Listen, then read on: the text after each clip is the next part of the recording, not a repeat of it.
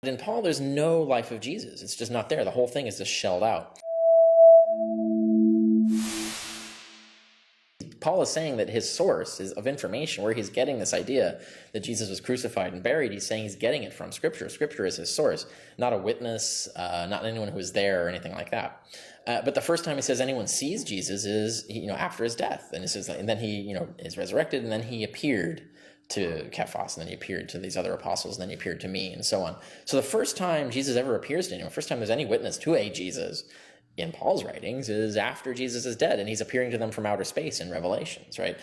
If you try to look in there for didn't Jesus handpick disciples when he was preaching the gospel? It's nowhere in Paul. And the word disciple is nowhere in Paul. Paul has no knowledge of there being disciples. He only knows apostles. And to him, an apostle is someone who had a revelation of Jesus. He has no knowledge of any other kind of way that you get to know Jesus. And so you have none of the life. Jesus is not a miracle worker. There's no mention of miracles, no mention of exorcisms. So what's going on here? Like, why does Paul not know any of the stories? Why does Paul not know any of the parables? When Paul wants to teach something, he has these revelations. He says, "Oh, I have a revelation from Jesus, and this is what he said." He doesn't have a collection of sayings. He doesn't have stories to tell about Jesus. "Oh, you remember, you should do what Jesus did. You remember when he did this thing?"